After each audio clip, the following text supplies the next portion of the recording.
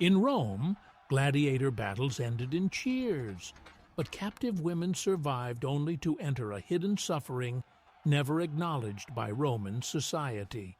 Once the crowds vanished, captives were moved beneath the arena, erased from view so Roman victory appeared clean and unquestioned. Roman writers praised strength and honor, yet avoided recording what followed after victories, leaving deliberate silence around uncomfortable truths.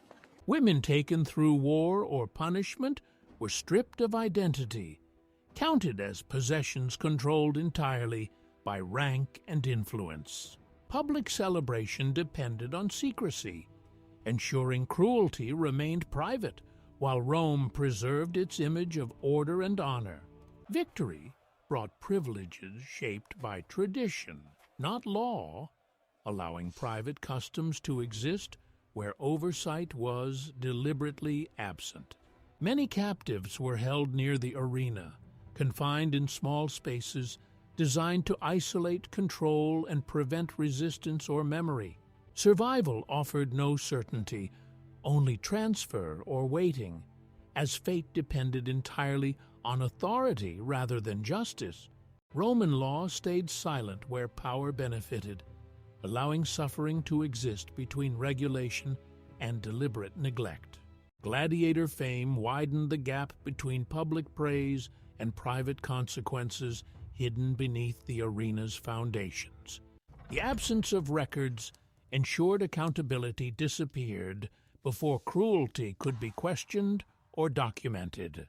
Captivity replaced names with status, reducing identity to ownership inside Rome's controlled systems. Repeated movement prevented attachment or testimony, ensuring stories dissolved before reaching public awareness. Rome preserved authority by excluding victims entirely from the history it chose to remember. Silence protected those in power, turning secrecy into a tool as effective as any law or weapon.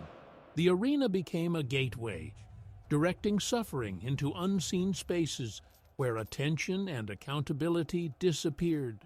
Captives existed between fame and erasure, never fully visible within Rome's celebrated narrative. Rome's silence ensured control remained unquestioned across generations trained not to ask. Memory elevated heroes while victims faded into the gaps left behind by history. What survived was not justice, but power maintained carefully through silence, denial, and forgetting. Captive women were often transferred between owners, preventing stability and ensuring dependency on those who controlled their movements. Movement without records erased accountability, allowing individuals to disappear without trace inside Roman authority networks. Private arrangements flourished where public law avoided scrutiny, hidden behind status, prestige, and institutional silence. Surveillance replaced protection, ensuring behavior was controlled while responsibility remained intentionally undefined. Captive status prevented testimony, as voices were excluded long before any harm could be acknowledged. Roman discipline emphasized order, allowing violence to persist quietly so long as public stability remained unaffected. Captivity became routine, normalized through repetition until suffering no longer felt exceptional. Isolation fractured identity, separating women from language, origin, and recognition within Roman-controlled environments. Authority depended on distance, ensuring captives never encountered those who held ultimate responsibility. Roman society benefited by ignoring what survival truly meant for those removed from public concern. Custom blurred legality, allowing abuse to exist between acceptance and denial without formal challenge. Repeated silence trained society to accept absence as normal, reducing moral inquiry over time. Captives moved through systems that recorded efficiency but ignored human consequence. Gladiator prestige shielded private spheres from criticism, strengthening unchecked authority. Captive women endured under rules never written, enforced entirely by proximity to power. Silence became tradition, passed down without challenge through institutional obedience. Public virtue thrived alongside private cruelty because separation was carefully maintained. Memory erased victims long before records could acknowledge their existence. The absence of resistance reflected enforced isolation, not acceptance or consent. What endured across generations was a system perfected to control without ever admitting harm. Control relied on repetition, ensuring captivity felt ordinary while erasing the expectation of rescue, justice, or release.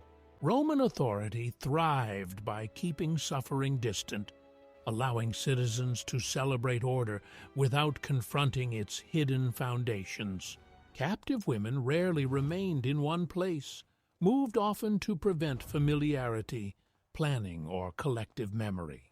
Surveillance replaced care, ensuring obedience while responsibility dissolved across ranks and institutions. Captivity functioned best when invisible, leaving no witnesses capable of challenging accepted authority. Roman success depended on silence, turning absence of evidence into proof that no wrongdoing existed. Public honor grew stronger as private suffering remained hidden, unmeasured, and unspoken. Each unrecorded transfer reduced the chance that stories would survive beyond a single, confined space. Rome avoided reform by denying awareness, mastering control through deliberate ignorance.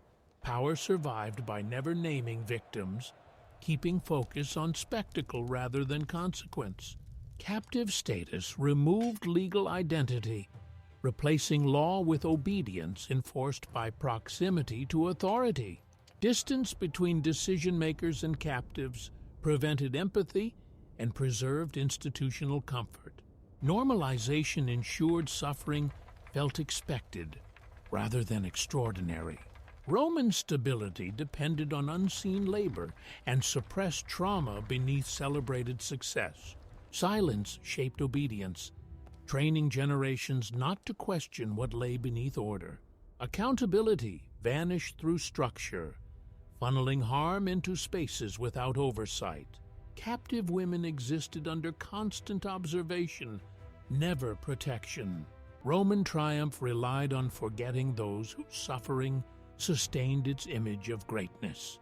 History absorbed silence as fact, mistaking absence for innocence. What endured was a perfected system that ruled without acknowledgement, responsibility, or record. Routine transfers fractured bonds, ensuring captives could not organize, remember roots, or form alliances that threatened authority. Control advanced through spacing and separation, keeping captives distant from decision-makers and invisible to public conscience.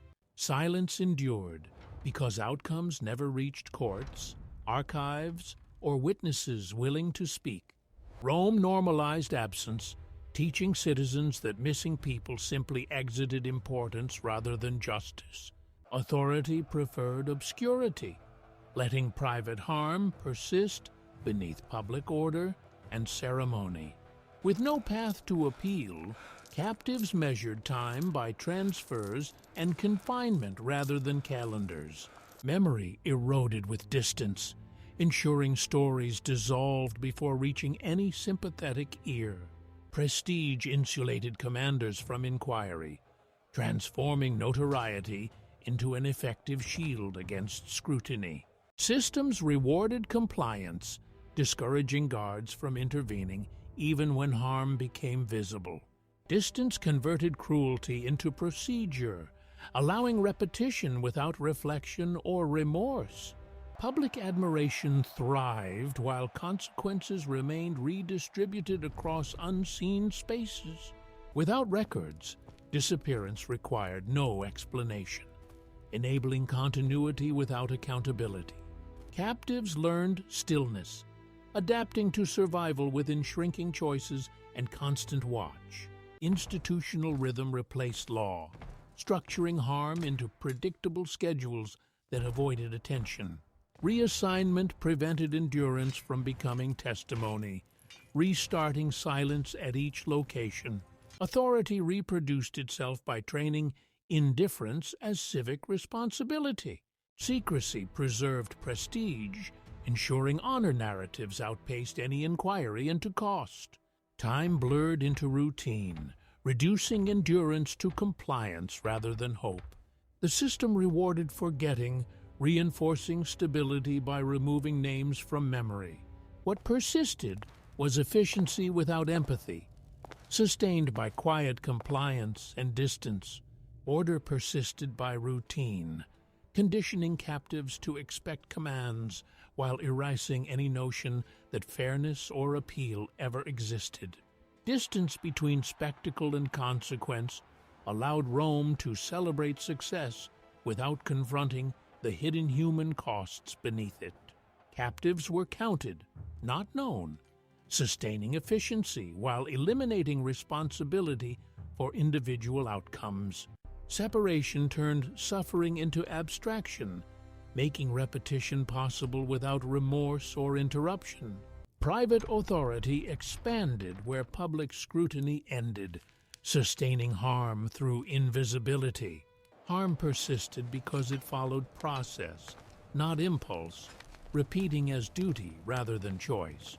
Silence protected reputations, converting absence of protest into assumed consent. Captive movement erased continuity, preventing shared memory from forming across locations or time. Authority endured by delegating cruelty downward while shielding decision-makers above. Normalization ensured endurance replaced outrage, sustaining systems through habit alone. The lack of records granted flexibility, allowing outcomes to change without explanation. Disappearance required no announcement, transforming erasure into an administrative convenience. Witnesses were unnecessary when silence itself functioned as compliance. Control persisted through layered responsibility, ensuring no single hand could be blamed. Public stability relied on ignoring inconvenient truths, allowing harm to remain unseen.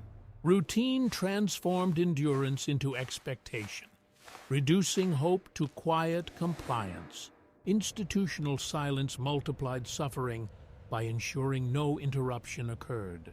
Prestige narratives overshadowed consequences, reframing loss as necessary order. Erasure became policy, stabilizing systems through absence rather than reform. What remained was control perfected by distance, repetition, and deliberate forgetting. Control matured into routine, ensuring captives responded automatically while authority remained distant and unquestioned. Roman systems benefited from repetition, turning individual suffering into predictable administrative flow. Loss of identity ensured obedience, removing personal history from decision-making. Separation protected reputation by insulating elites from direct exposure to consequence. Captive movement replaced justice, allowing outcomes to change without explanation. Efficiency overtook morality, sustaining control through standardized behavior. Roman authority thrived by minimizing witness and maximizing delegation. Endurance replaced resistance as captives learned compliance ensured survival. Custom blurred into authority, shaping treatment through practice rather than decree. The unseen governed more than law, reinforcing silence as structure. Compliance extended authority beyond supervision, making enforcement unnecessary. Erasure prevented reckoning, ensuring continuity regardless of harm inflicted. The system adapted without reform, prioritizing stability over justice. Distance converted suffering into abstraction, removing urgency from oversight. Normalization sealed silence into tradition. Control achieved permanence through absence of interruption or dissent. Memory yielded to procedure, erasing individuals completely. Authority survived by never allowing consequence to appear personal.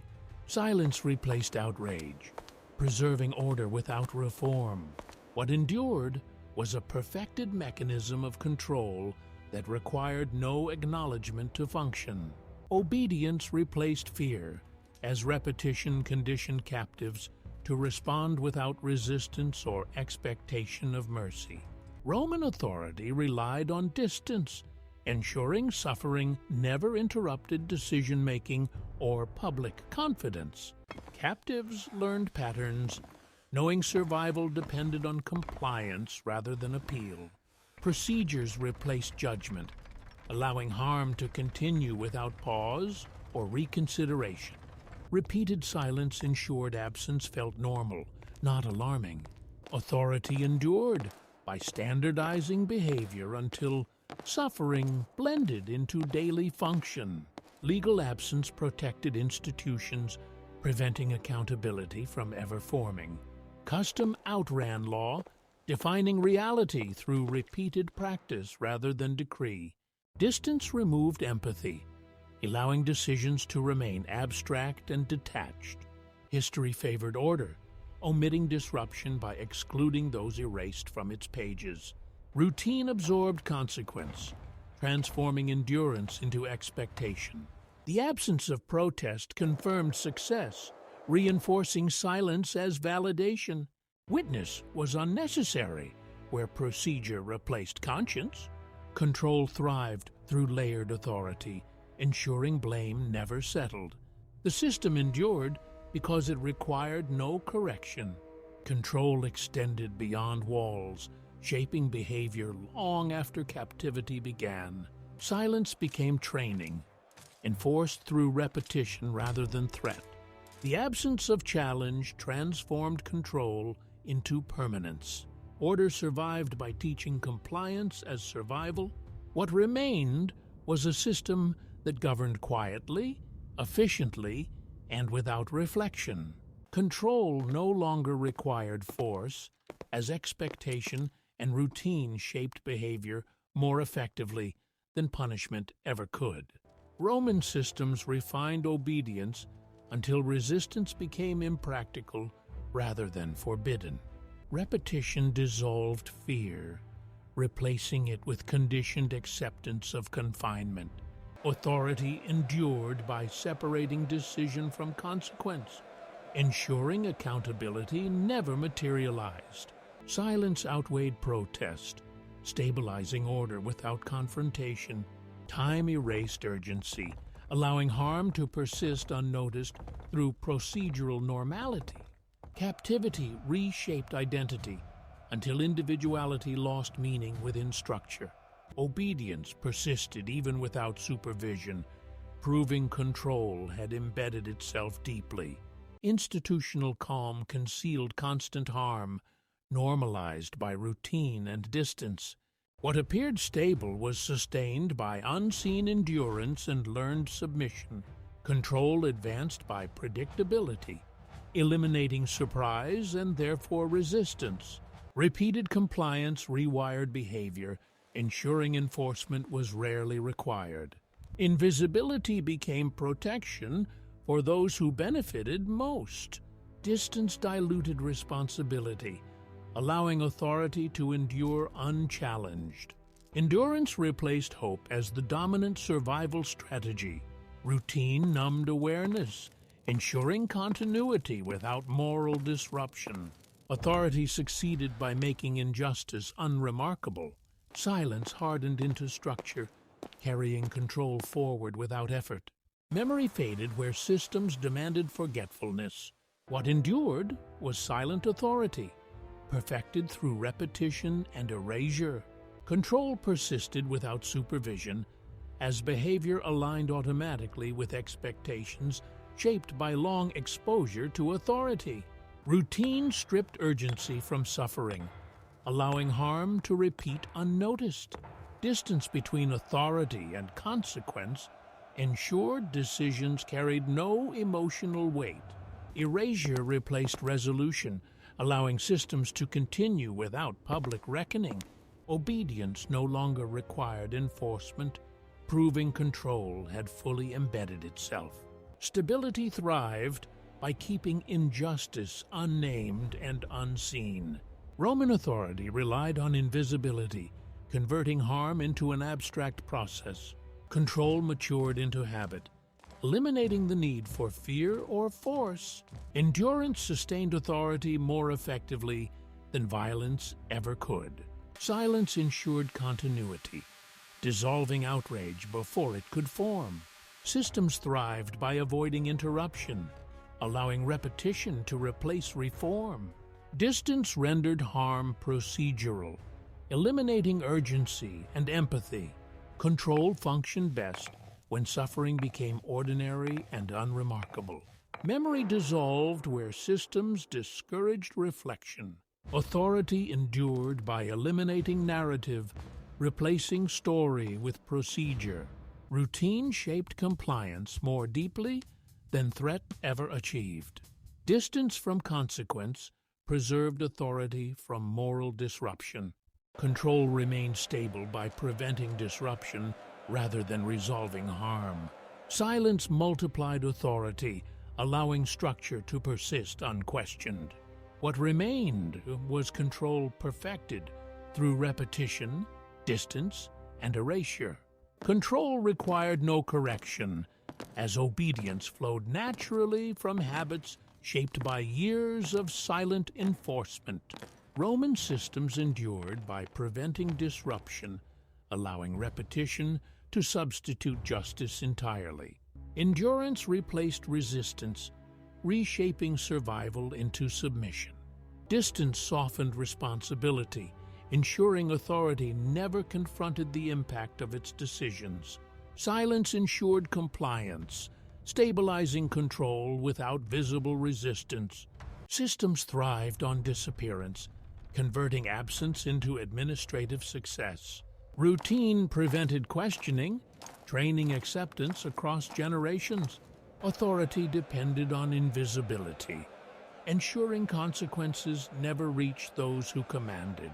History absorbed silence, mistaking absence of protest for stability. Control persisted by redefining survival as success, regardless of cost. Compliance became internal, eliminating the need for constant enforcement. Systems thrived by discouraging memory, preventing reflection or reform. Distance turned cruelty into routine, repeatable without awareness. Authority preserved itself by denying story, replacing narrative with structure. Silence stabilized power across time. Control succeeded by never allowing interruption, maintaining order without reform. Obedience became legacy, passed down through learned behavior rather than decree. The system endured by refusing to name harm, allowing distance to protect authority. Memory faded where obedience ensured survival. What endured was silent authority perfected, requiring no force, record, or acknowledgement to rule.